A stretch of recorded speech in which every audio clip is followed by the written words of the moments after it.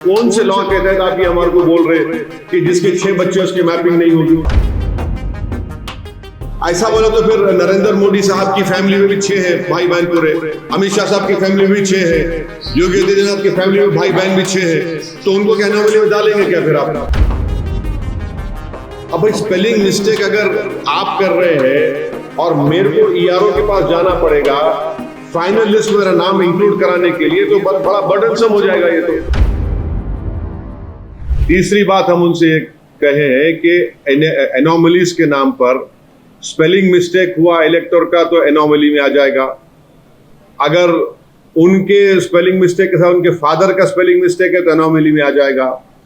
Age difference रहा इलेक्टर में और फादर में 15 इयर्स के लेस रहा तो एनोमली में आ जाएगा।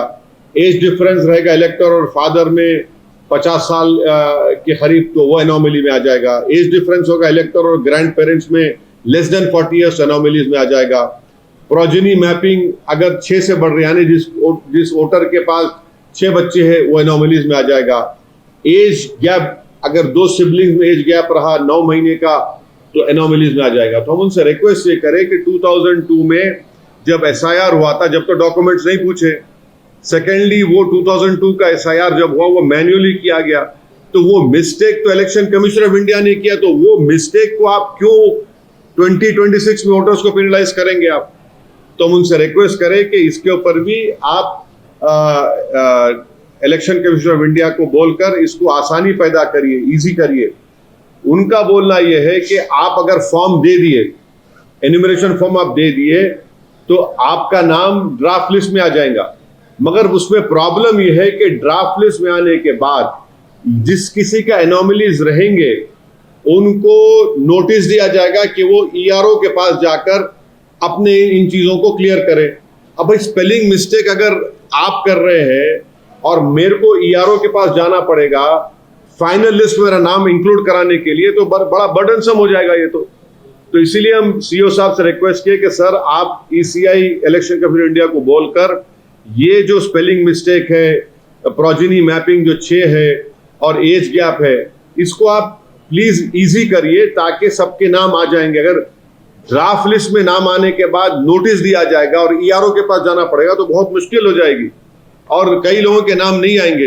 अब हम उनसे ये भी पूछे कि कौन से लॉ के तहत election commission of India article 324 का हवाला देता है, तो भाई कौन से लॉ के तहत आप ये हमारे को बोल रहे कि जिसके 6 बच्चे उसके मैपिंग नहीं होगी? भाई मैं इंडियन सिटीजन हूँ मैं इंडियन सिटीजन, तो ये कहां पे रिक्वायरमेंट आ गया कि 6 बच्चे रहे तो नाम भी आएगा और वो एनोमली हो जाएगा? ऐसा बोले तो फिर नरेंद्र मोदी साहब की फैमिली में भी 6 है भाई बहन पूरे, अमित शाह साहब की फैमिली में भी 6 है, योगी आदित्यनाथ की फैमिली में भाई बहन भी 6 है, तो उनको क्या एनोमली में डालेंगे क्या फिर आप? तो ये तो बड़ा मुश्किल हो जाएगा। कौन से लॉ के तहत हो रहा है ये? तो हम उनसे रिक्वेस्ट करें कि इलेक्शन कमीशन ऑफ इंडिया से आप बात करके इसको प्लीज सिंप्लीफाई करिए। ये जो स्पेलिंग मिस्टेक्स है ये हमारी गलती नहीं है, वोटर की तो 2002 की गलती है। एज डिफरेंस है इलेक्टर और फादर में, अब उसकी गलती मेरी क्या गलती है? अगर किसी के मदर और फादर बच्चे को पैदा करे और 15 साल का डिफरेंस है, उसमें गलती क्या है? ये तो ये हो जाएगा कि अगर कोई बेटा 6 फुट 3 इंच का रहा तो आप बोलेंगे नहीं हम खाली 6 फुट जो रहेंगे उनका नाम डालेंगे। अरे उसकी गलती क्या है? 6 फुट 3 इंच का हो गया तो उन्हें, तो ये बड़ा मुश्किल हो जाएगा क्योंकि ड्राफ्ट लिस्ट में आने के बाद ईआरओ के पास जाओ, ईआरओ अगर एक्सेप्ट नहीं करा तो फिर आप डिस्ट्रिक्ट इलेक्शन ऑफिसर के पास जाओ, वहां गए तो सीईओ के पास जाओ, वहां नहीं गए तो फिर आप कोर्ट को जाओ। तो इसको सिंप्लीफाई करने की जरूरत हम ये बोले।